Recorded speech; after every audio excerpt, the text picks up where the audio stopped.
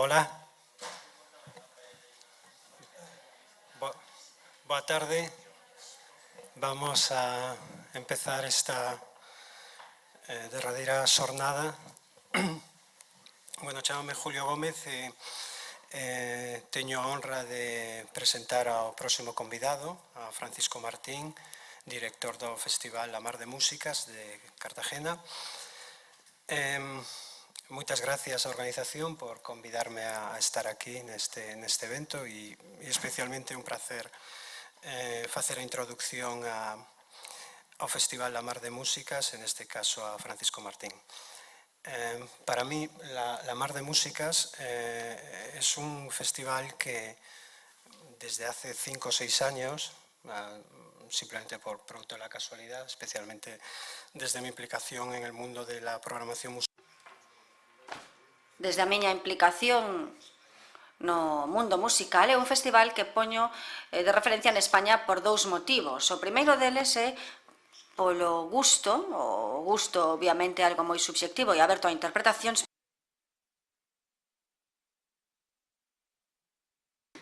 é algo moi discutible, ademais, é que xera un debate moi bonito e interesante. Pero hai unha segunda peculiaridade que eu sempre poño como punto de referencia, polo cal eu sempre poño a La Mar de Músicas como punto de referencia no mundo dos festivais en España, e esa referencia que fago é, sobre todo, polo seu compromiso.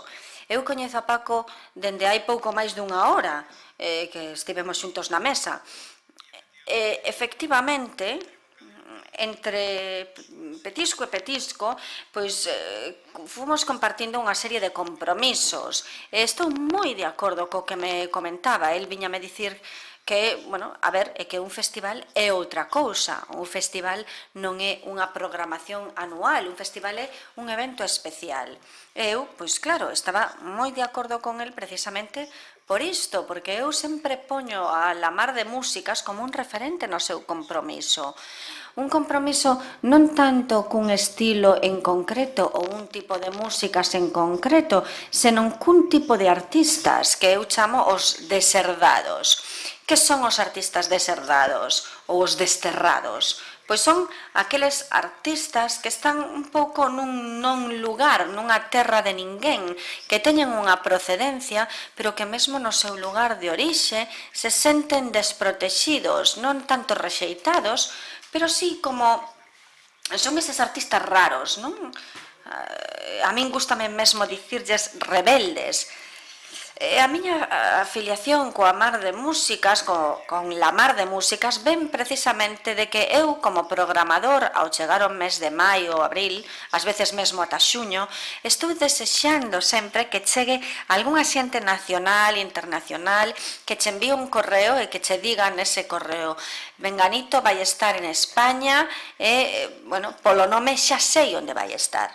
E xa sei tamén onde non vai estar. Entón, refírome a artistas que compartimos grazas precisamente a estes promotores internacionais, como poden ser, pois, o caso de Coronel No. 1, Omar Suleiman, Shangan Electro, só por citar algúns nomes que para min son artistas desterrados en algún lugar, e que precisan festivais como La Mar de Músicas non só para se daren a coñecer, neste caso en España, senón tamén para montar mesmo neste caso unha xira internacional.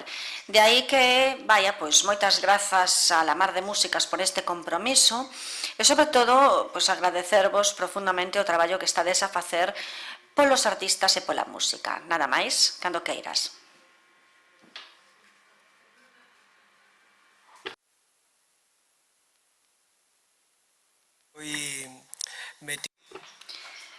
Ben, eu metime neste tema da cousa cultural hai uns 30 anos, naquela época, a finais dos anos 70, a principios dos 80, pois este tipo de charlas case que como que non existían, así que o primeiro, pois dicir que tedes unha sorte incrible de que, por terdes de repente aquí, pois nun día, directores de festivais tan importantes en Europa.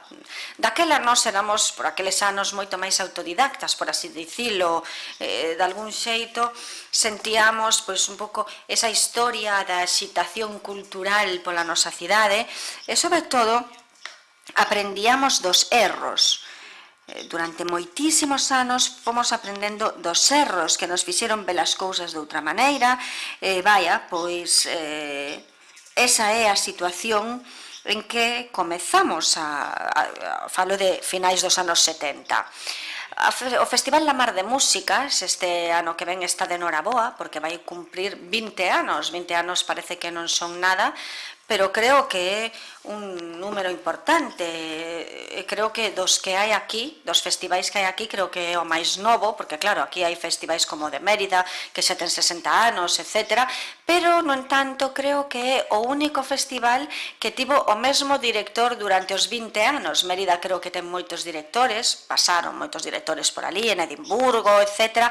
Pero La Mar de Músicas comezamos cun equipo directivo e a maioría deles seguimos estando nestes 20 anos. Entón, para nós, pois isto é un dato importante. É un festival que se celebra en Cartaxena. Cartaxena é unha cidade do sudeste de España, bañada polo Mediterráneo, ten uns 220.000 habitantes actualmente. Pois cremos que nestes momentos o festival ten o seu cometido, por así dicilo, dentro do panorama de festivais que se celebran ao longo do mes de xullo en España. Pero, dito isto, temos un festival cun orzamento moi modesto, que logo explicaremos, é dicir, eu creo que somos un dos festivais con menos orzamento de todos os que existen, e logo explicaremos todo isto en detalle, pero, eu creo que fundamentalmente nesta charla, pois, o que quero facer é, vou estruturar en 4 partes. A primeira parte, que para min creo que é moi importante, pois é o paralelismo que existe entre o Festival La Mar de Músicas e a transformación urbanística que sufriu a cidade nestes últimos 20 anos, que foi realmente impresionante. Agora verédelo, pero falaremos disto. Despois falaremos de como xorde o festival, por que se fai o festival. Faremos algunhas como recensións históricas deste festival. Falaremos tamén de medios de comunicación e de novas tecnoloxías tan importantes para un festival. E por último, iso que é tan necesario, que son os orzamentos e os patrocinios, porque sen eles, obviamente, non existiríamos. Dentro da primeira parte, en 1995, cando empezamos a facer o festival, estábamos en Cartaxena, case toda España, en realidade, en plena crise, os anos 90, e sobre todo en Cartaxena, isto agudizouse dunha maneira moi insustentable. Vivíamos aqueles tempos, os tempos da refinería, da contaminación. Cartaxena era unha cidade super contaminada. Xusto ao lado da cidade tiñamos a Española del Cin, a potasas e derivados, contaminándonos todos os días. Cartaxena era unha cidade gris, fea, e vivíamos tamén dos militares. Cartaxena era unha cidade eminentemente militar. Lembro de feito que moita xente que ten agora unha idade determinada, a maioría fixera a mili en Cartaxena. Sempre se di, eu fixen a mili en Cartaxena. Pois ben, nesta historia, a partir de 1995, eu creo que se foron pondo as bases para esa transformación da cidade. E a primeira foi a dos militares. Pouco a pouco foron deixando os espazos máis importantes que había na cidade, como, por exemplo, aquí tiñamos nos anos 90 o Hospital Militar, que era un pequeno Reina Sofía da época de Carlos III, e, pensouse que todos estes edificios militares negociouse co Ministerio de Defensa, etc., para poderlos utilizar como sedes universitarias, é dicir, sobre todo, sabedes que Cartaxena ten a Universidade Politécnica, ten moitas carreiras técnicas, informáticas, enxeñarías, etc. Entón, pouco a pouco, todos estes edificios militares fóronse rehabilitando para que pudesen dar cabida a institucións universitarias. En actualidade, de feito, temos alrededor de 7, 8, quizáis 9.000 estudantes universitarios estudando na cidade. Este hospital militar, entón, isto é como está agora, vedes unha gran diferenza, como era antes, como está agora, hai unha reforma importante, está xusto ao lado do porto. Outra das transformacións, conto todo isto porque logo veredes que vai ter sentido cando expliquemos a estrutura que vai collendo o festival ao longo dos anos. Entón, outra das historias fundamentais desta transformación é o porto. Nós antes éramos unha cidade que tiña un porto moi importante, pero vivíamos de costas ao mar, só podíamos ver 150 metros de mar, porque a partir de aí, cara á dereita, había un porto comercial que nos impedía pasar por todo, non se nos deixaba pasar por todo ese porto e poder gozar da cidade. Neste caso, este porto, aquí antiguamente, estaban todos os que daquela, o que eran todos os tinglados, como vedes aí, e pouco a pouco, en menos de 15 anos, este porto foise transformando, gañouse para a cidade, foise rehabilitando pouco a pouco, ata chegar á actualidade. Neste momento vemos nesta vista aérea como todo o porto que antes era todo comercial, pois agora está como adscrito á cidade, é unha zona pola que todos os cidadáns poden pasear e estar xunto ao mar. E ademais, últimamente, para amosar, creo que vedes aquí, últimamente quedou así. Tedes o novo auditorio da cidade, inaugurado hai 1 ano e medio. Ao lado hai o único museo de arqueoloxía submarina que hai en España, que pertence ao Ministerio de Cultura e se chama Arqua. E, como veredes, arriba está todo o que é a universidade, o que explicamos que fora o hospital militar é onde está centralizada toda a institución universitaria. Outra característica desta transformación foi, sen dúbida ningunha, a do teatro romano. Isto foi un fito importantísimo que nos fixo querer vivir, que fai que actualmente queiramos vivir do turismo. Esqueceume, por certo, dicir tamén que a través desta transformación do porto temos agora exactamente alrededor de 200 e pico cruceiros ao ano que visitan Cartaxena, e isto implica o subseguinte incremento da economía para a cidade. Temos 200, 260 cruceiros máis ou menos que chegan cada ano. Ben, este teatro romano do que falaba descubriuse por casualidade, é dicir, había un palacio da Congresa de Peralta, destruíuse para poder facer un centro de un centro de artesanía regional e, xusto cando se levantou, cando se traballou ali, viuse que había algo arqueolóxico, pero non se sabía o que. Ata 1996 non se puido certificar exactamente que é o que había ali e que era exactamente un teatro romano con capacidade para 7.000 espectadores que fora construído entre máis ou menos os 5 primeiros anos antes de Cristo, baixo o dominio do emperador Augusto. Aquí temos fotos, por exemplo, de cando empezou a descubrirse, todos os traballos de excavación. E, por certo, a restauración final é o museo desa cidade que se lle encargou o arquitecto Rafael Moneo, que fixo unha solución realmente, creo que acabou esta restauración dunha maneira moi positiva. Aí o tedes, como é actualmente, é unha das xoias que temos agora na rexión, con máis de 700.000 visitas ao ano, a parte do museo que está debaixo do teatro.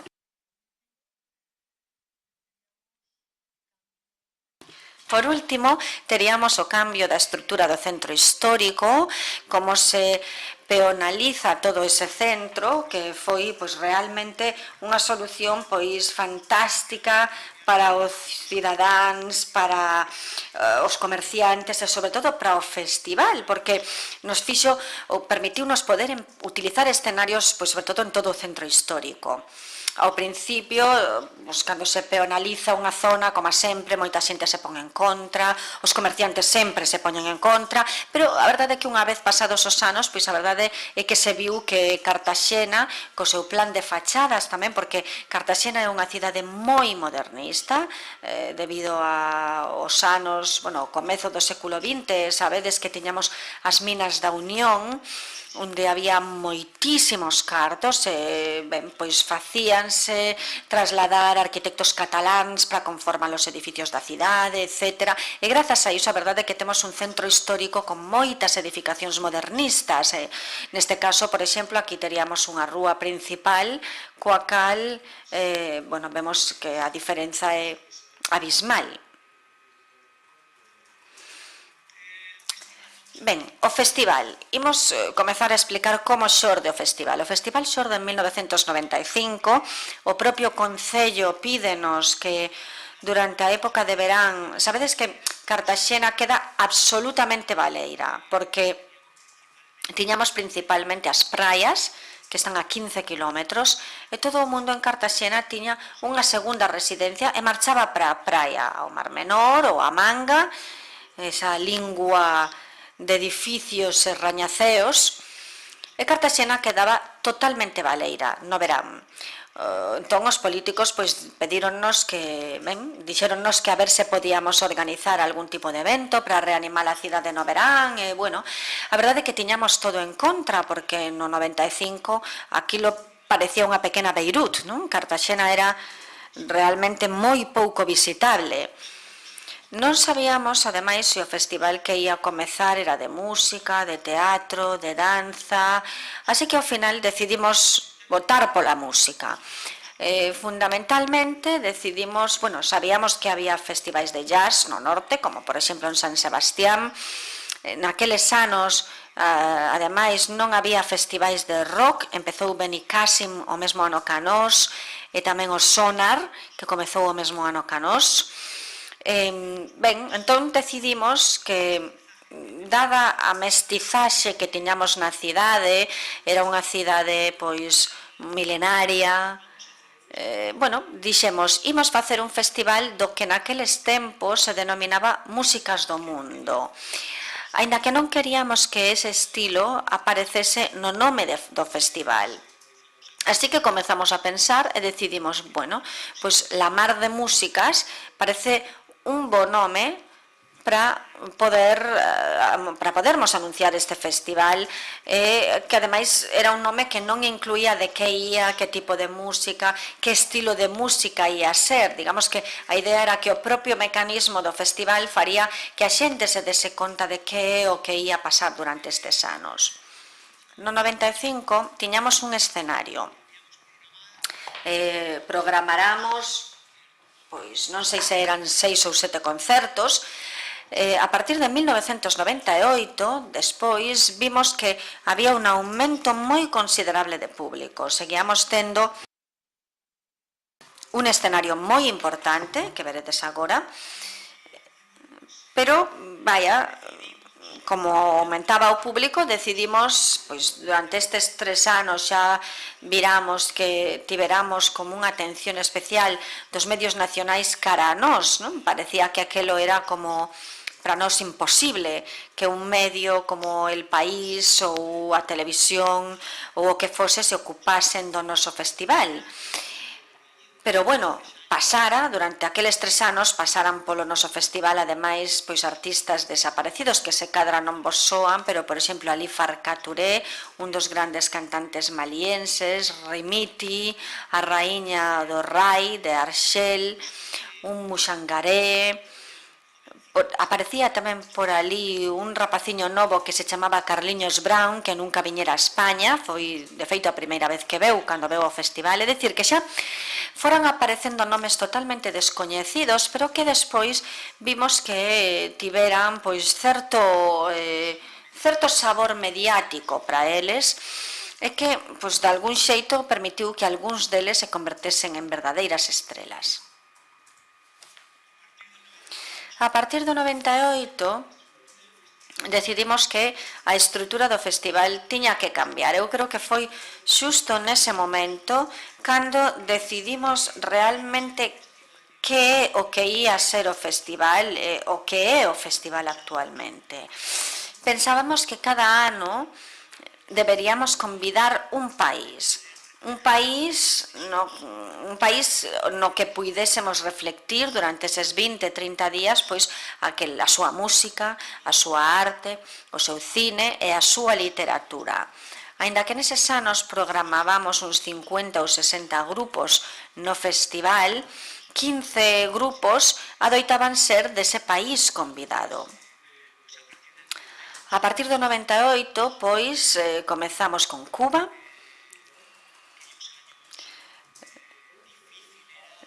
Daquela era difícil falar de Senegal, por exemplo, da música de Senegal, estamos a falar do 99, seguimos con Brasil, Mali, Cartaxenas do mundo, India, Argentina, Turquía, Sudáfrica, México, Francia, Marrocos, Colombia, Italia, novos sons africanos e o ano pasado que foi Perú. Destes países, queríamos que o festival tivese unha imaxe determinada a través dun cartel. Así que comezamos a encargar cartéis pois, a distintos amigos que coñecíamos daquela época. E, ben, aquí temos unha mostra deles, por exemplo, este confeccionado por Miquel Barceló, que foi cando se fixo o especial de Mali, este de Cartaxenas do mundo, feito por Guillermo Pérez Villalta, o gran fotógrafo Chema Madoz, que fixo o da India, Óscar Mariner, que fixo o de Argentina, Alberto García Alix, fotógrafo, que fixo o de México, Joan Foncuberta, que fixo o de Francia, o Calele, que fixo de Colombia, o de Mariscal, que fixo de Italia. Hai moitos máis, pero vaya, por dar unha mostra. Isto foi o que nos foi dando un pouco de ánimo o vermos que o público pois cada vez ia tendo fomos vendo que tiñamos bastante público ata chegar aos 60.000 espectadores, que foi o límite máximo xa que tiñamos, non podíamos ter máis polos propios aforos, polas propias capacidades dos espazos escénicos. Falamos agora dos escenarios, porque creo que é unha parte fundamental de como o festival tivo esa evolución. Para nós, os escenarios eran importantísimos. Tiñamos que adecuar cada escenario, que tipo de música ia ir no escenario, que pegase, ademais, co en medio que nos definiramos de cal ia ser ese escenario. E vaya, pois, era moi crítico, non? Todos éramos moi críticos con que cada artista tiña que ter un escenario para poder actuar. Había grupos que eran xa case consagrados, outros grupos que non coñecía a ninguén, que non eran nada mainstream, como se di agora, mainstream, e había grupos despois importantísimos, pero que tiñan un grupo moi reducido, é dicir, que non podíamos metelos en espazos grandes.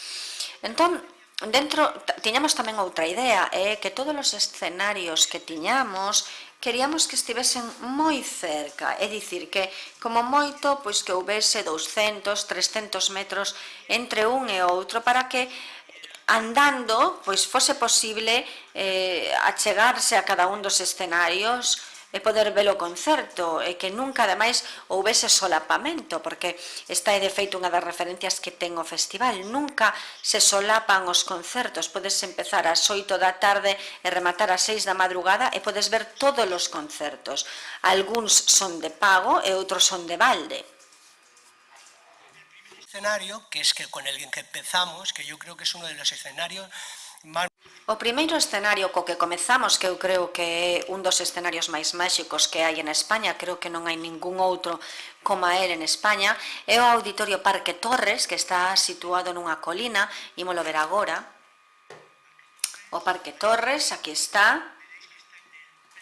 Veredes que está en pleno centro da cidade, está nunha das 7 ladeiras que baixan cara a Cartaxena, xusto que está arriba está vendo o mar, o espectador, o músico non, porque está mirando para o outro lado, pero o espectador está vendo pois o auditorio, toda a cidade e o mar ao fondo. Está en pleno centro histórico de Cartaxena, é un escenario que ten un aforo de 2.000 persoas, unha capacidade para 2.000 persoas, e normalmente o prezo que se pon para poder entrar nel pois é entre 15 e 30 euros, segundo o artista convidado, o artista programado.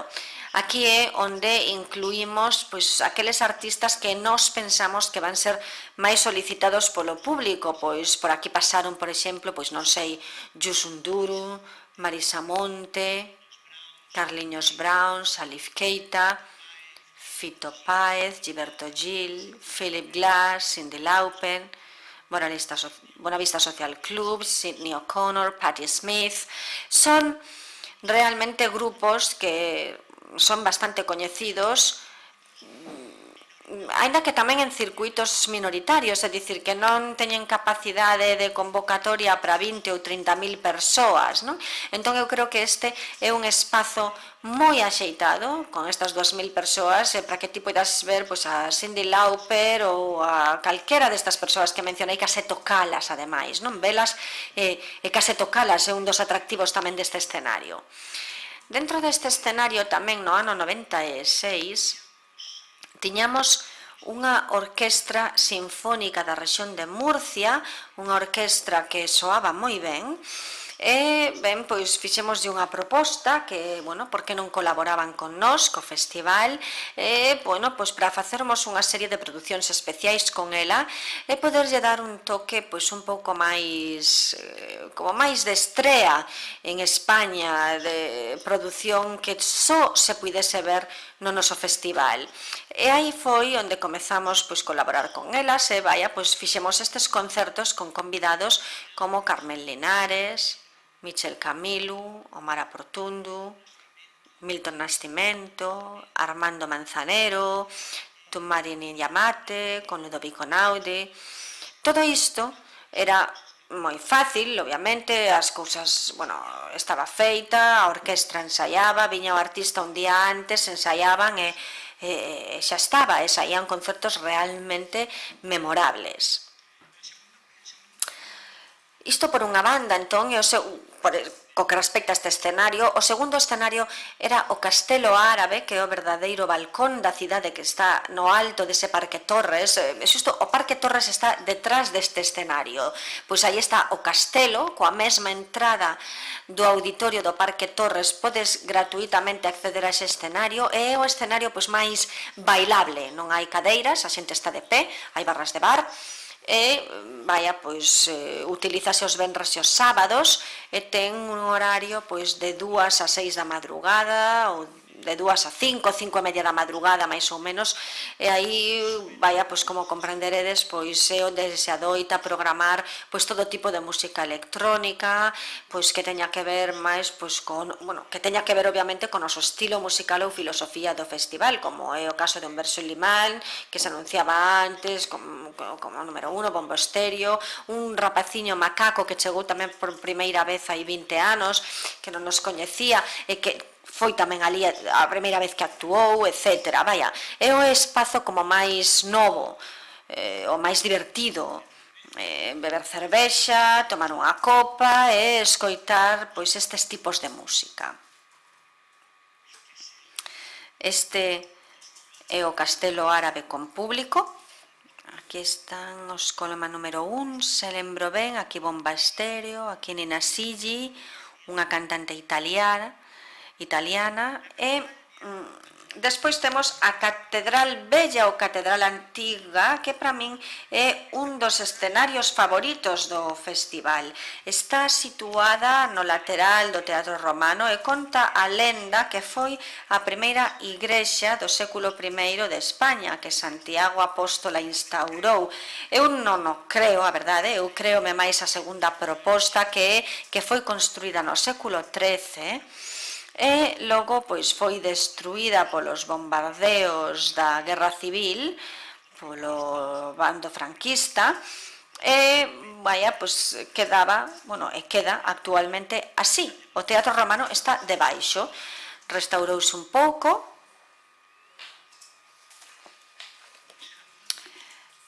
para min ten a capacidade perfecta, só collen 300 persoas, é onde nós podemos realmente explayarnos e traer ese tipo de música que normalmente pois ninguén pode programar, cousas novidosas, moi arriscadas porque non teñen público, pero que no entanto son artistas fundamentais e iso para min é importante e a verdade é que este escenario pois eu teñolle un especial cariño por isto, por aí pasaron músicos como Gibar Gasparian de Armenia, o Kronos Quartet dos Estados Unidos, o tunecino el Ruaf Brahen, Anushka Shankar, Tumani Diabaté, Julia Holte, Richard Galliano, unha morea de artistas que se pos noutro sitio, pois quitaslles todo o encanto.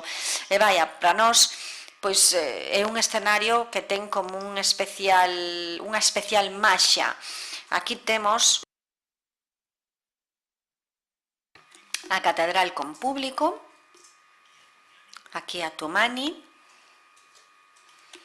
Julia Holter, aquí, e temos logo o patio de armas. O patio de armas é un edificio militar, claro, como indica o seu nome, do parque de artillería, o parque de artillería que se construíu baixo os auspicios de Carlos III no século XVIII. Agora mesmo a metade do edificio é un museo militar que pertence á defensa e a outra metade está restaurada e é onde está o arquivo municipal, o arquivo da cidade. Xusto dentro hai un patio de armas, que é este. En ese patio de armas construímos un escenario e ten unha capacidade media de 800 persoas, perfecto para ese tipo de público que quere ver pois algún tipo de concerto que ten certa capacidade de convocatoria, pero que non acaba de encher pois un espacio de 2000 persoas. Neste espazo programáronse pois xente como Rokia Traoré, unha alamaliense, Pig Martini. Aquí temos a Melody Gardot, tamén a primeira vez, a anécdota de Melody Gardot foi moi graciosa, foi a primeira vez que apareceu en España, en Cartaxena, e deu a casualidade de que ese día gañaba España o Mundial de Fútbol. Fixo un concerto a pobre que non sabía o que facer, as pitadas, os foguetes, os coches pitando, e claro, isto é o aire libre. Pois Melody tomou non moi ben, a verdade, prometímoslle que tiña que volver outra vez a facer un concerto realmente en condicións, e de feito veu aos 2 anos e lembrou a súa maravillosa actuación a súa primeira vez en España, pero ali estuvo ela no patio de armas. Aquí temos a Marian Faithfull, que tamén é un artista que non ten unha gran capacidade de convocatoria, ou Anthony and the Johnson, ou Lila Downs, por exemplo. Falo de naqueles momentos, ao mellor agora son moi coñecidos, pero daquela non tiñan esa capacidade de convocatoria. Aquí temos unha foto histórica, puidemos conseguir que León Gieco tocase e subise ao escenario con Charly García, que desapareceu xa, por certo, morreu hai un par de anos ou así. A Praza do Concello é a praza onde normalmente se fan todos os días os concertos de balde. É unha praza emblemática polo edificio que utilizamos como escenario. Collen alrededor, máis de 1000 persoas, é dicir, que a praza todos os días está no centro da cidade e crea un ambiente increíble todas as tardes, a partir das 8 da tarde, máis de 1500, 1800 persoas pululan pola cidade e, pois ali facemos os concertos máis novidosos, de xente que se quere dar a coñecer, por exemplo, Bego Taylor, Las Migas, Fatuma Tariaguara, Antonia Fon, los Combian Star. aquí temos de feito unha foto da Praza do Concello, aí teríamos o escenario onde o colocamos, o mar está xusto en fronte, aquí temos, creo que eran os Escatalai, pode ser, son 1000 e pico persoas as que poden estar na praza vendo estes concertos, os tambores de Burundi, Fatoumata Ruiaguara. E ben, o auditorio El Batel construíuse, inaugurouse hai un ano e medio. Queríamos, unha vez que se fixo unha infraestructura destas características, que custou case uns 70 millóns de euros, un espazo realmente impresionante, que vistes antes na fotografía do Porto.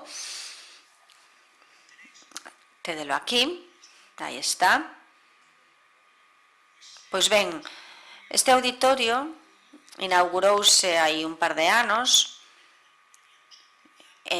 pois o lóxico é que tiñamos que utilizalo, era fundamental que un espazo destas características estivese dentro dos escenarios de La Mar de Músicas. O caso é que non sabíamos como, entón, o primeiro ano que utilizamos para o festival, deuse a casualidade de que nos ofreceron estrear en España a ópera de Emir Kusturica, O tempo dos xitanos, que se estreara 2 anos antes na Ópera da Bastilla. Ben, chamáronnos e dixéronnos que xusto para esas datas podería estar disponible para poderlo presentar en España.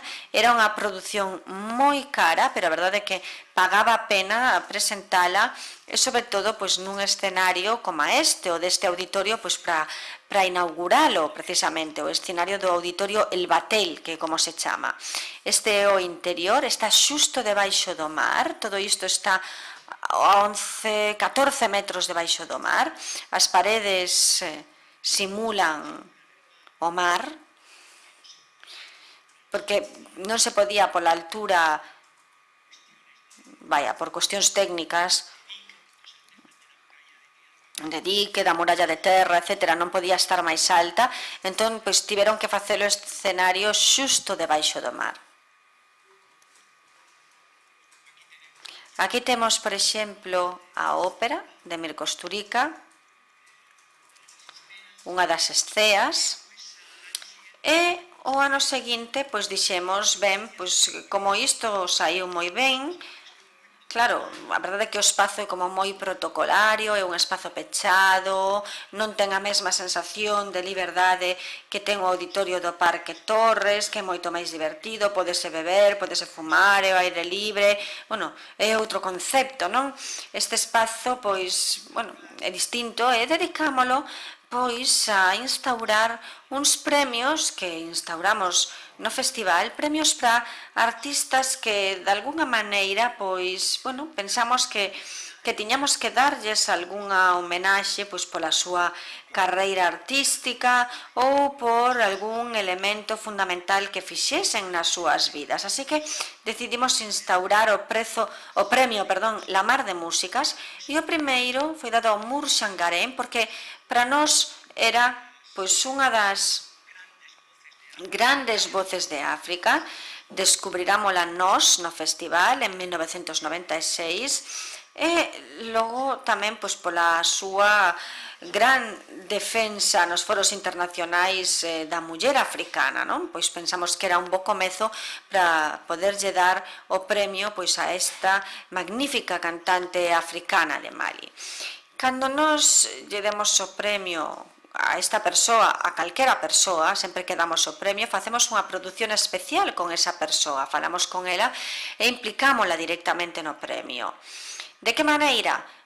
Ben, da maneira en que poden elixir outros músicos que a eles lles gustaría que estivesen enriba do escenario con eles e que cantasen con eles. Neste caso, Moon elixiu o saxofonista de jazz Jangar Barek e o percusionista indio Trilo Kurtu. Así que chamámolos, fixemos uns ensaios previos, e ben, a verdade é que foi un espectáculo realmente magnífico, aparte da banda de Mour Sangarém.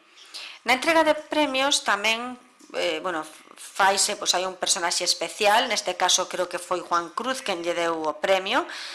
E, ben, o segundo premio foi o ano pasado, deuselle a Susana Bacá, que é unha das grandes artistas peruanas, e demoslle por ese magnífico labor de difusión en todo o mundo dos ritmos afroperuanos, que eu creo que son un pouco a columna vertebral da música de Perú, non? Aquí vedes que está recibindo o premio das mans do embaixador de Perú en España, un gran intelectual, por certo.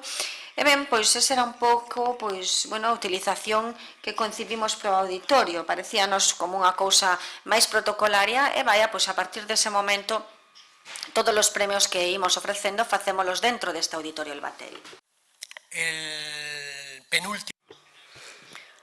O penúltimo escenario, Paseo do Porto, é xusto ao lado do auditorio. O que vemos do outro lado é o mar, o Porto Deportivo, que está aí ao lado, o carón non se ve, pero fixemos unha especie de barra libre, un concerto gratuito con condicións magníficas, onde podemos ter unhas 8.000 ou 9.000 persoas para disfrutar dunha noite gratuita dende as 8 da tarde ata as 4 da mañá. Todos os concertos son gratuitos, non hai que pagar entrada.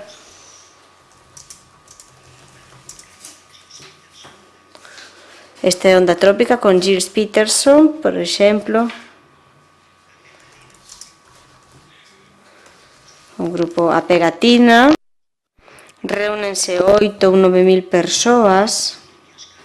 A Tokyo Sky Paradas Orquesta, uns xaponeses moi marchosos. E finalmente a Praza Juan 23, onde utilizamos o escenario da Mar Chica dende hai 4 ou 5 anos. Vimos facendo actividades para nenos, para pequenos, e o escenario que empregamos para concertos, obradoiros, etc. E aquí está Alondra Benle cantando. Singing for children.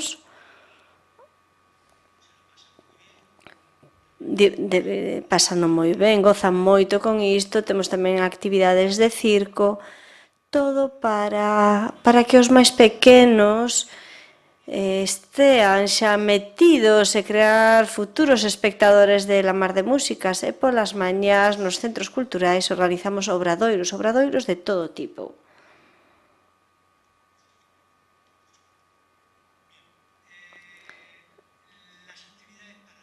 As actividades paralelas. Ben, dentro das actividades paralelas, nos contamos cun orzamento moi importante para poder leválas a cabo. Xa sabedes que cando convidamos a un país, organizamos actividades ligadas coa arte, a literatura e o cine. Na Mar de Letras, como dicimos, como nos chamamos, temos un acordo coa Universidade da Cidade, onde de cada país convidado seleccionamos uns libros dos escritores que imos convidar no verán e facemos a lectura ao longo de 3 ou 4 meses dos libros destes escritores para que despois eles nestes cursos de verán organizados pola universidade poidan participen estes alumnos inscritos neste curso. Tendo en conta que se leen Mario Vargas Llosa, pois saben que este verán van estar con el e van poder falar da súa obra, falar con el, etc. etc. Isto é, pois, unha semana literaria que ten que ver co país convidado. Por exemplo, recibimos nestes anos visitas de infinidade de escritores, Hermídio Esteve de Cuba, Santiago Caracaliolo de Perú, Roberto Bolaño, Laura Restrepo, Sheikh Hamid Dukai, que é o pai das letras africanas, Mario Vargas Llosa, Michel Houellebecq, un sinfín de escritores que teñen que ver co país convidado dentro da poesía, da narrativa dura máis ou menos 4 ou 5 días e normalmente só hai de 10 a 12 escritores os que convidamos do país pois que nos ven visitar. A Mar de Cine, máis ou menos o mesmo, é unha semana en pleno centro da cidade onde hai unha sala con unha pantalla grande e fai que pois, proxectemos películas de todos os países convidados e seleccionamos sempre os 3 últimos anos de produción cinematográfica do país convidado. Así pois, convidamos, por exemplo, Ousmane Sembène, que foi o pai do cine africano do Senegal, ou ben fixemos unha estrela mundial como Cruzando el Puente de Fatih Akin, o turco alemán que gañou varios premios internacionais. La Mar de Arte é tamén un elemento fundamental para este festival. Todas as salas da cidade, tanto as públicas como as privadas, deixan as salas, ceden as súas salas para poder traer artistas emerxentes ou ben artistas consagrados e enchelas coa arte do país. Tivemos unha especial atención, por exemplo, por primeira vez vimos a orba do fotógrafo Malik Seliben de Mali, que é un fotógrafo magnífico, que é agora moi famoso, antes era un descoñecido, en fixadevos era un descoñecido que cando rematou o festival trouxo unha maleta enteira chea de fotografías con cristais, con papel de traza e vendías a 25 euros, penso, 20-25 euros, era algo como, vendeu 150 fotografías e vendeu no Auditorio Parque Torres. Cando rematou o festival, dixo, bueno, teño que marchar a Bamako, por favor, non queredes vender isto, tal. E moita xente mercou, eu merquei, moitísima xente mercou, pois esas fotografías agora valen uns 8 ou 9.000 euros cada fotografía, é dicir que quen mercou 10 ten agora, bueno, xa sabedes, está feito de ouro, temos un bo sabor de boca desta persoa. Para artistas como Pierre Gonod, un gran fotógrafo francés, fixemos tamén unha exposición moi importante, 100 anos da fotografía cubana, onde Alberto Korda, ese gran fotógrafo que fixo a foto do Che, expuxo por primeira vez no seu tamaño original. Normalmente vemos a cara do Che, pero non vemos as palmeiras que hai detrás, porque a foto era esa. Foi tamén unha exposición moi mediática.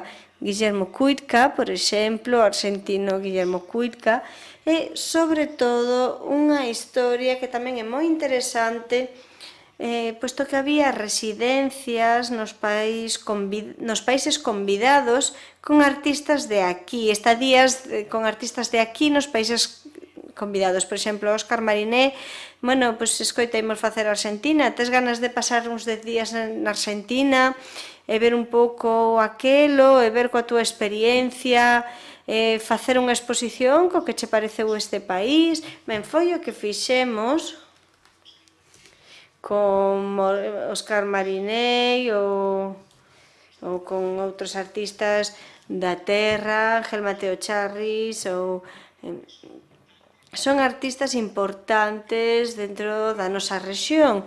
E finalmente contamos, para min, con unha exposición a que lle teño moito cariño.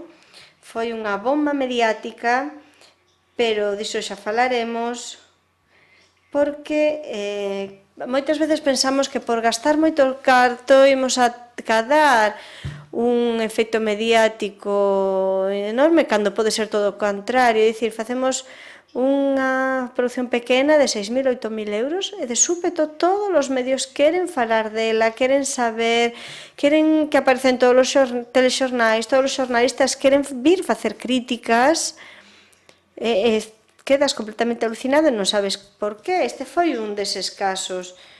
Un rapaz que coñecimos en París e dixémoslle, ben, por que non ves facer un proxecto? Chamábase JR. El metíase polas noites daquela, facía fotografías e empapelábaas por toda a cidade dun xeito completamente ilegal, empapelaba calqueira cousa, calqueira institución oficial. Tiña 22 anos e dixémoslle, por que non ves a Cartaxena, coñeces Cartaxena, para ver se che ocorre algo, nos pagaríamos a produción se el podía facer pois unha intervención na nosa cidade. Así foi como sucedeu, estivo unha semana na cidade, levámoslo sobre todo a zonas máis marxinais, porque aparte destas zonas tan bonitas que vimos, temos as nosas zonas máis marxinais na nosa cidade.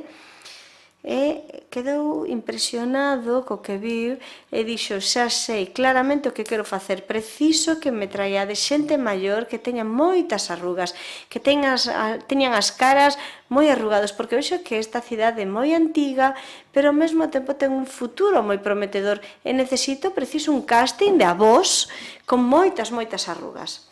En poucos días, en 10, atopamos 10, 15 anciáns con esas características, fixo sesións fotográficas durante 2-3 días e marchou.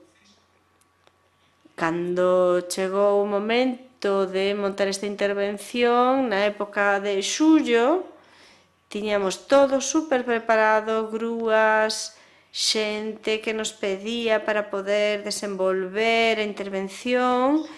E fixemos un vídeo que quero que vexades, porque é un vídeo que demostra con que ilusión fixemos ese proxecto que nos custou 8.000, 6.000 euros de producción, con todo, e despois este rapaz, JR, empapelou Times Square, empapelou as favelas de Río, e dicir que fixo, agora é un fotógrafo impresionante, e se quixésemos traelo agora, pois penso que sería imposible. Imos ver o vídeo, dura 4 minutos, ten a música de Togaria Gaté para que vos fagades unha idea do que vos contei.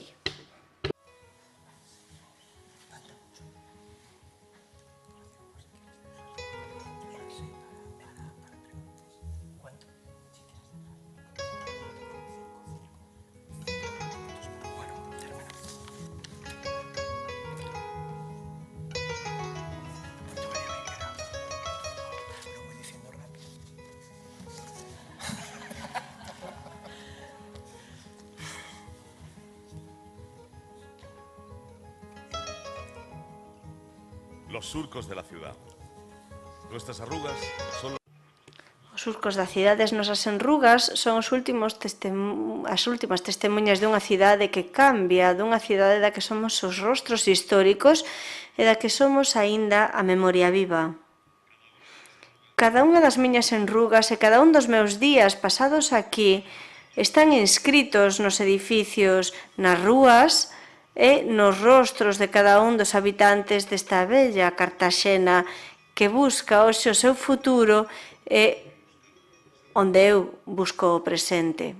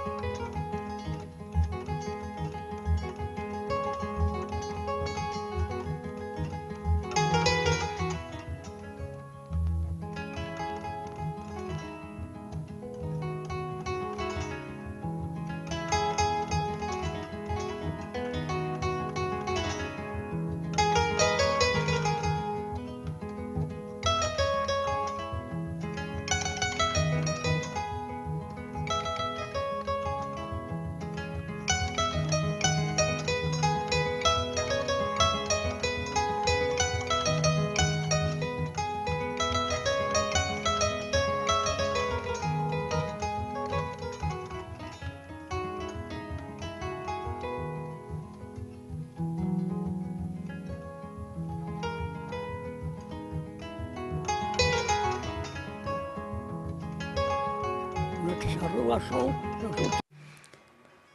As miñas enrugas son o derradeiro testemunho do que fixen.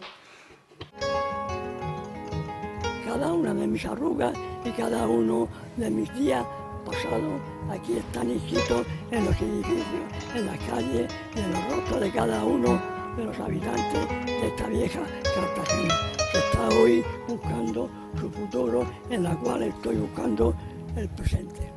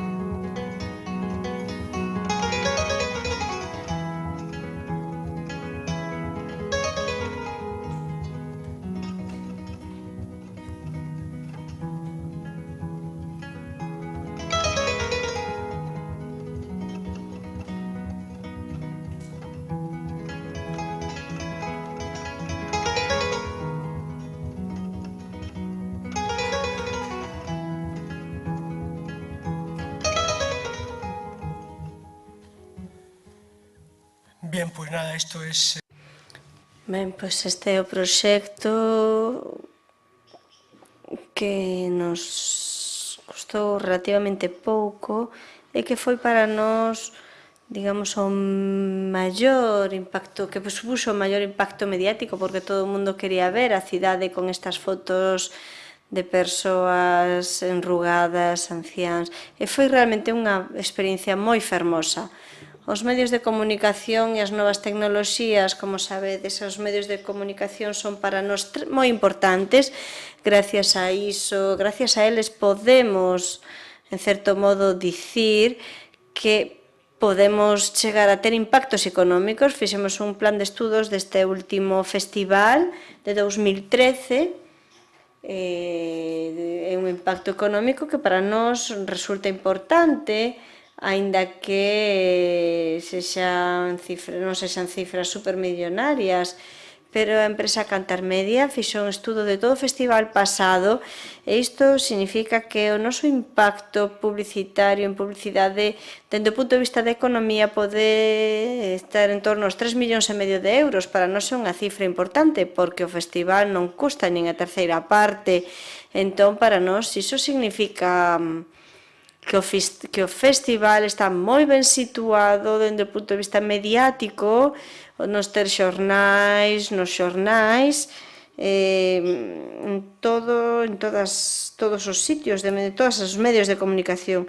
E para iso, ao cabo do terceiro ou cuarto ano de comezar o festival, decatámonos de que todo isto tiña que ter unha persoa visible, unha figura visible, e pois contratamos un xefe de gabinete de prensa, unha persoa moi nova, daquela tería uns 26, 25 anos, agora ten xa 34, 35, segue a estar con nós, aínda non marchou a outro sitio, e dirixe, manda, decide, controla todo.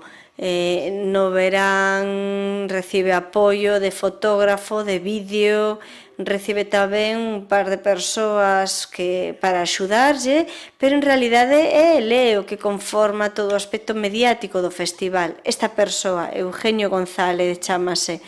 E, ao mesmo tempo, no 99, comezamos a entrar nas novas tecnoloxías, comezamos a facer a nosa páxina web do festival, pensábamos que era moi importante e ata hai 4 anos ou 5 anos tivemos que ter un community manager para poder actualizar estar nas redes sociais do Facebook, do Twitter, e hai unha persoa que traballa continuamente para dar novas, presentar fotografías, falar do que vai suceder no festival do ano que ven, que para nós é algo moi importante. Hai xente especializada que temos connosco todo o ano, que traballa con nos todo o ano para sacar adiante este proxecto. Os orzamentos, ben, nós estamos moi mal de orzamentos, realmente non temos un non temos un carto. A crise deixounos realmente moi tocados, cun plan completamente desolador, non só polos recortes orzamentarios que veredes a continuación, senón tamén por esa barbaridade que para nós é importantísimo, porque vivimos dos ingresos que recibimos do festival tamén. Estes 13 puntos foron para nós unha estocada destas que recibes e que non te repós disto, que morres.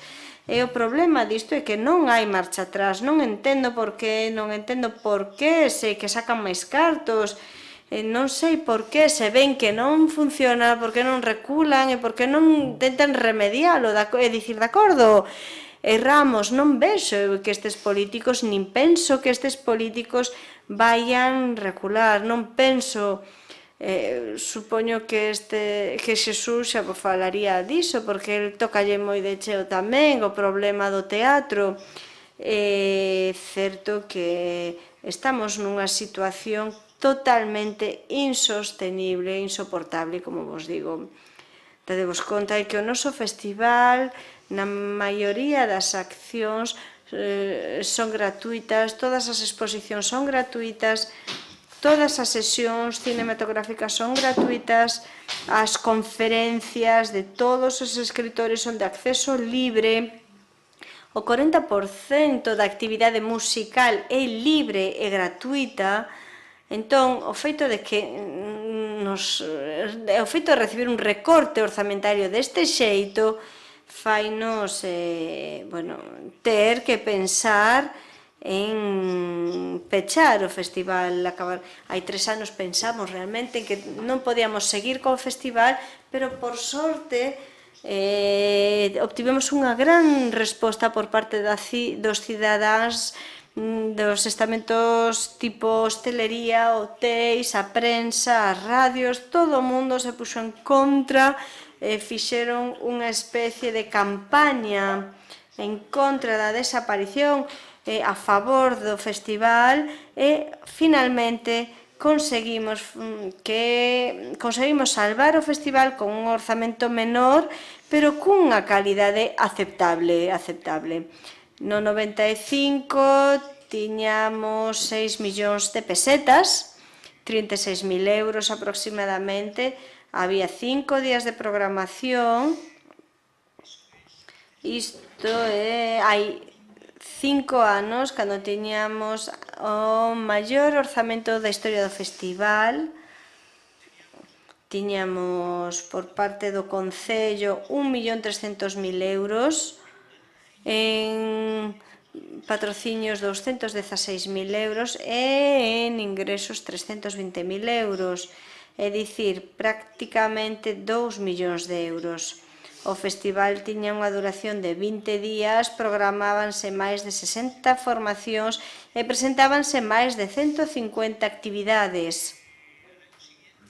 O ano seguinte, ou agora, o festival, desa cantidade pasaron xa 3 anos, e o Concello ten xa agora 540.000, dicir, menos da mitad en patrocinios acadamos 196.000 euros e en ingresos acadamos os 198.000 euros. O festival ten unha duración de 10 días, programanse en torno a 40 grupos e preséntanse 80 actividades. No 2014, a alcaldesa da cidade asegurounos que o festival do ano próximo, en vez de no canto de 540, terá 700.000, é dicir, que haberá un aumento de case 160.000 euros para o ano próximo. Haberá máis. Os patrocinadores, moitos marcharon, sobre todo os de alcohol, as cervexas marcharon porque a súa estructura de merchandising e o seu marketing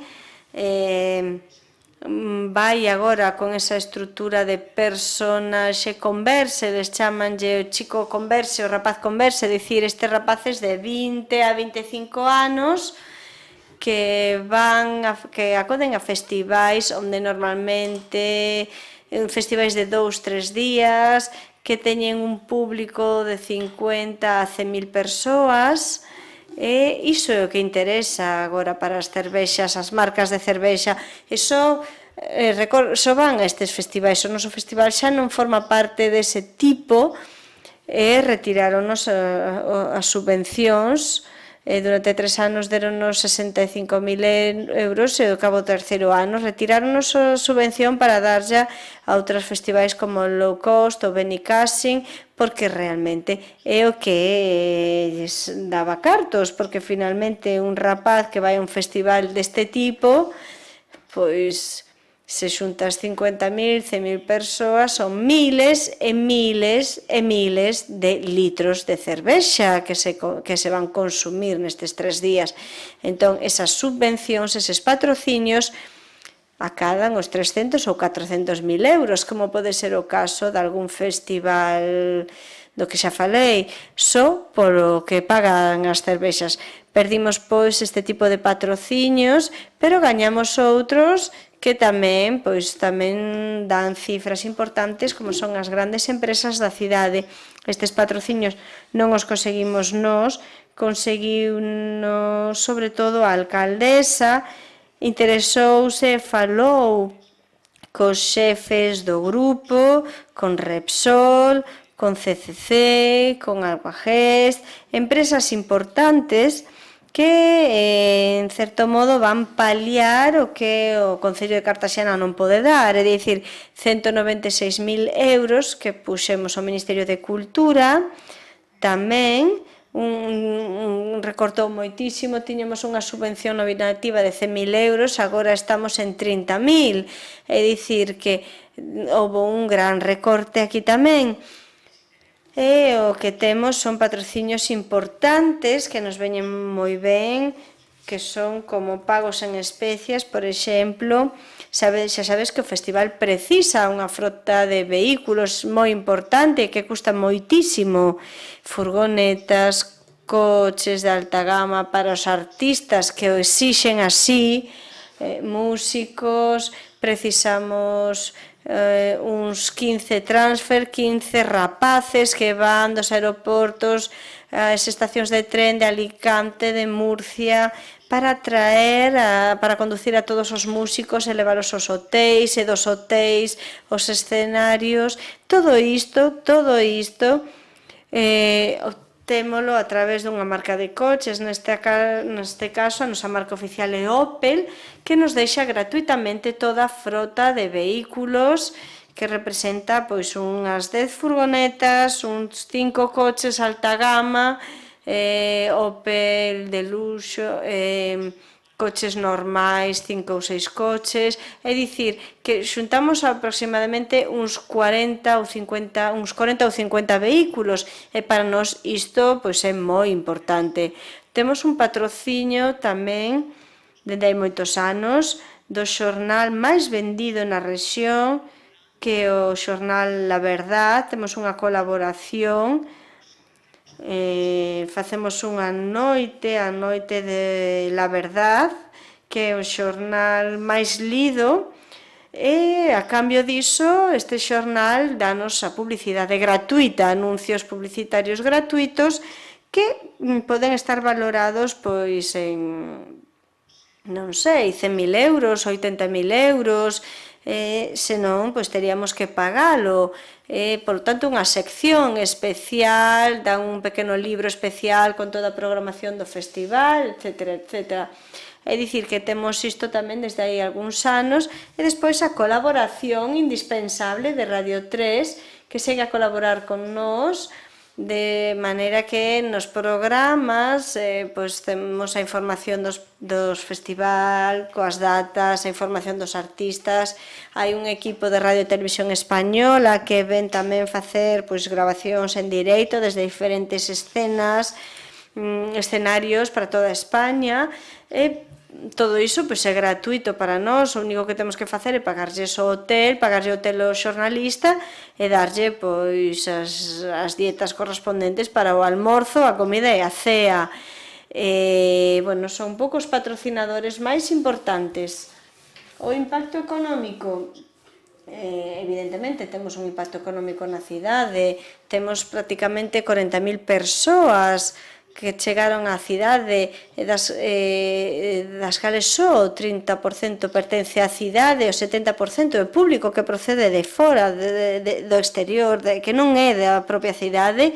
Hai un cheo de hotéis, os restaurantes tamén, as cafeterías están cheas. É dicir que cando todo este xente viu que o festival ia desaparecer, a xente puxose histérica e dixeron non, é o único que temos que funcione, van non lo quitar. Entón é un pacto económico que non valoramos aínda, e penso que o próximo ano imos coller unha empresa auténtica, porque hai moitas valoracións, moitos festivais, e non creo realmente sempre todo o que din, pero o impacto existe, o impacto económico existe, sobre todo porque os axentes falan con nós, falan dos aumentos que hai, por exemplo, neste tipo de consumo de consumidores. E ben, isto temos un desafío, un reto importante para sacar adiante este festival. Intentamos ofrecer a máxima calidade posible para non perder público, posto que para nós o público é o máis importante, sen dúbida. Sen público este festival non existiría, e sen dar o noso brazo a torcer, evidentemente tampouco, e seguimos a ter a nosa filosofía de programación, de músicos novos, de artistas emerxentes que doutro xeito non se darían a coñecer en España. Iso é todo o que quería comentar. Quixera proxectar o último vídeo, simplemente para que teñades a idea un pouco do ambiente que hai, un vídeo feito aí algún tempo, que dura tamén moi pouquiño, para que vexades un pouco, teñades unha idea do tipo de persoas que van a este festival, como se fai, etc. E con iso pois remataría.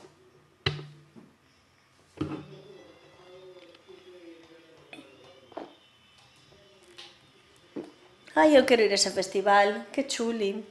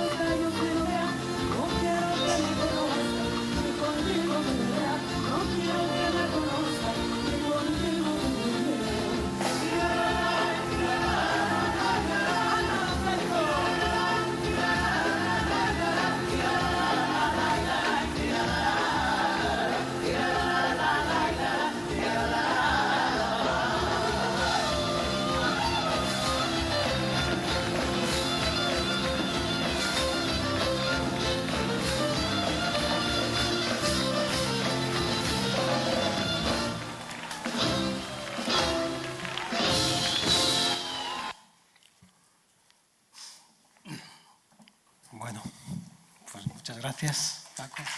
Moitas grazas, Paco. Espero que os haya servido de algo. Espero que vos servise de algo. Vaya, só apuntar que, a parte das denominadas músicas do mundo, a programación das non músicas do mundo, que de algún país deben de vir, bueno, as occidentais, evidentemente, igual de exquisito que o perfil de comisariado é bueno, igualmente excelente en todos os campos, pero ben, a parte disto, seguro que vos tedes algunha pregunta máis interesante da que eu poida facer, porque eu seguro que me vou por los territorios. Estou un poquinho xordo, así que se non vos importa falarme un poquinho alto, porque teño como un trancazo que a verdade é que non oio nada ben. Se tedes algunha pregunta?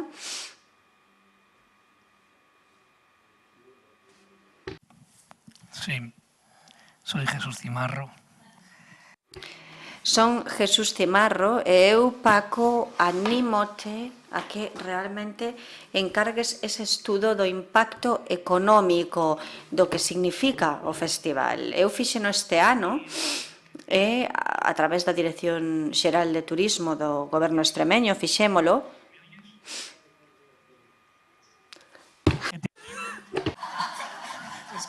Es que no oigo, de verdad. No oyes nada. A que realices el impacto del estudio económico. Ah, sí, para el año que viene. Que te animo por... Anímote porque nos fixémolo este ano, non sei se agora me oes, Paco. Sí. Jesús. Me alegro mucho que me oigas, Paco. Alégrome moito, Paco, de que me oias. Anímote moito porque, bueno, eu esta mañá non puiden por tempo dar os datos, pero nos fixémolo e o impacto económico que supuxo o Festival de Mérida do público que ven de fora supera os 3,5 millóns de euros. Sí, te estoy escuchando. Digo que supera y esto Digo que supera ese impacto e isto fixo que o goberno extremeño aumente o orzamento para a próxima edición en 400.000 euros, porque en canto se deron conta de que é un motor económico o que se fai na cidade, iso anima claramente a todo o sector, é dicir, ao Conselleiro de Economía, que é o que decide que se fai. E tamén, bueno, xa o fixeches, eu non o fixen esta mañá, pero o impacto mediático, a valoración do impacto mediático, que, por exemplo, o Festival de Mérida este ano tivo 9 millóns de euros en impacto mediático. É dicir, todos estes datos eu creo que é importantísimo dárllelos ás administracións que conforman para que se dean conta de que minguar os recursos económicos na cultura, reducir eses recursos, significa a desaparición de moitos postos de traballo, que ao final é a única maneira en que entenden as cousas, falándolles na súa lingua, na súa linguaxe. Bueno, tamén é certo, non falamos de postos de traballo, pero é certo que nós, a parte de ter 6 persoas anualmente traballando neste festival, no mes de xullo damos traballo case a 200 persoas, é dicir que é unha cantidade realmente importante o traballo que realmente realiza o persoal, non? E o do impacto sobre todo económico na cidade, sí, ímolo facer, o único é que creemos que será moi positivo, porque de feito xa che dixen que hai 2 anos íamos desaparecer, o festival ia desaparecer, e tivemos a sorte de que todos os implicados, hotéis, restaurantes, cidadáns, prensa, radios, televisións, todos se puxeron a xiña en marcha para que isto non acontecese. Foi un toque de atención, a alcaldesa recibiunos ben e creo que o ano que ven ti vas ter 400 e 140.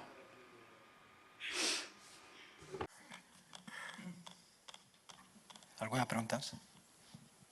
Sí, buenas tardes. Yo con esta...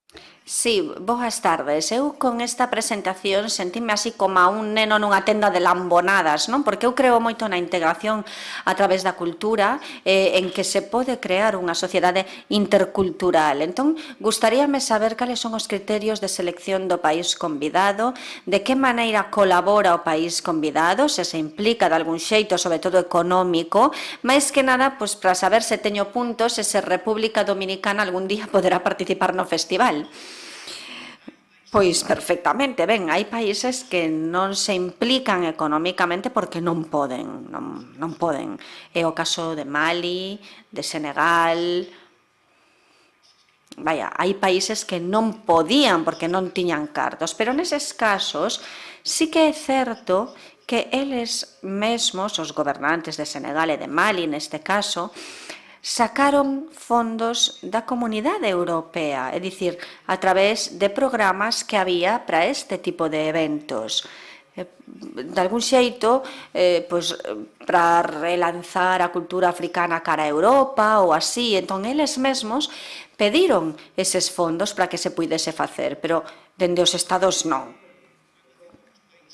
Cando facemos os países, seleccionamos os países, que normalmente cando seleccionamos os países, digo xo de verdade, eu non sei por qué, pero eu, agora que fixemos tantos países, a verdade, non sei por qué, pois nun momento escollemos México ou noutro Turquía, non o sei. O que sí sei é que normalmente nunca repetimos continente, o que tentamos facer que se un ano facemos México, pois o ano seguinte pois ten que ser un país de Asia, África ou Europa, non?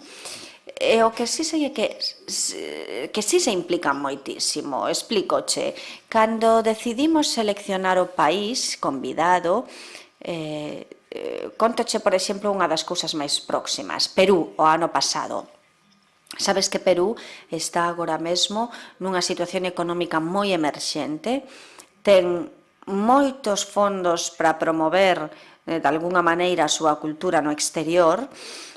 Cando decidimos facer Perú, pois o primeiro que fixemos foi poñernos en contacto coa embaixada, sempre o facemos así, coa embaixada de, neste caso, Perú en España.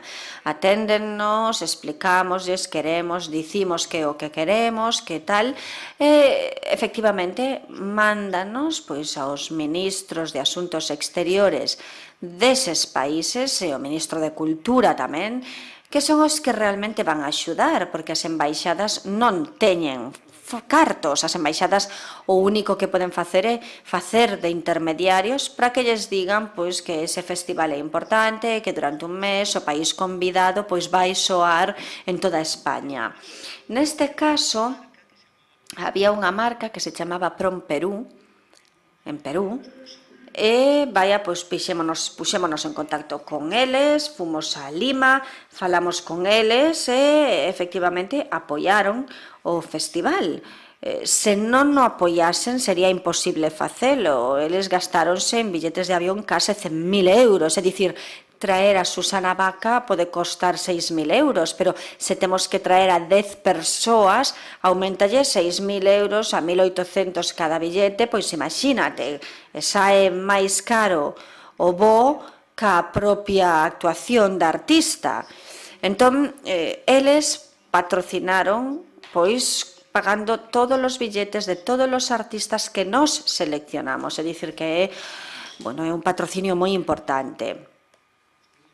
Este ano, isto é unha primicia, por certo, aínda non o sabe ninguén, aínda non é certo, pero nun principio as negociacións van moi ben. Este ano queremos facer Noruega para o ano que ven. Xa estivemos en Oslo, estivemos con distintos axentes do Ministerio de Asuntos Exteriores, dunha institución que se chama Music Norway, co Museo de Arte Contemporánea de alí, de Oslo, para explicarlles, pois, de alguna maneira, se lles interesaba que Noruega fose o país convidado. A súa contestación encántame, porque son rapidísimos, non como os peruanos, que tardábamos 2 ou 3 meses en ter unha contestación, é certo, escribías un correo electrónico e non tiñas contestación ata 2 ou 3 semanas despois, Estes poñenche o email no momento en que mandaches ti, é alucinante. Entón, ben, de momento aceptaron as propostas que lles fixemos, a selección que fixemos de músicos, ben, pois parece que nos van a apoiar tamén pois con billetes de avión, con transportes de obra artística tamén, que tamén son fundamentais, é dicir que os países participan activamente no festival. Así que podemos enseguida, se queres, falar coa República Dominicana. Algúnha pregunta máis ou saímos ao café?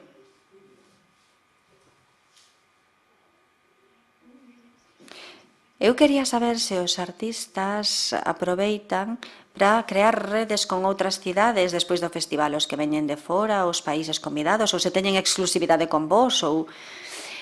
Sí, hai varias fórmulas de contratación. Cando un artista é emerxente e quere darse a coñecer, normalmente non o quere ninguén. Sabes o que che digo, non? É dicir, é verdade, non o quere ninguén.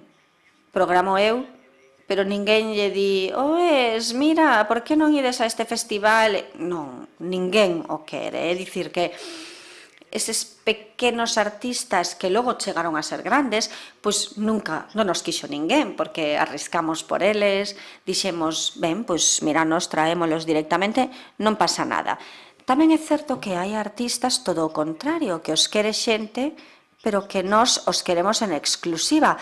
Polo menos algúns temos que telos en exclusiva. Nalgo hai que diferenciarse de outros festivais, non sei se me explico. É dicir, se o ano pasado foi a inauguración de Sidney O'Connor, a primeira vez que actuaba con banda dende había moitísimos anos presentando ese disco, eu dixenlle, pois sí, pero sempre cando esta fose a única actuación que houvese en España e a estrea do disco, pero isto non o facemos con todos, facémolo cun par de artistas, sobre todo para podermonos diferenciar de outros festivais, porque senón faríamos todos o mesmo, non?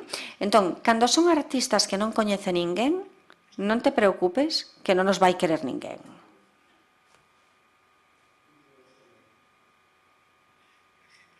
Por exemplo, quen vai querer a Jivan Gasparian, un dos grandes tocadores do duduk de Armenia, un dos grandes músicos de toda a vida da historia universal da música? Ninguén quere oír a Jivan Gaspari. Quen vai querer oír iso? Ninguén.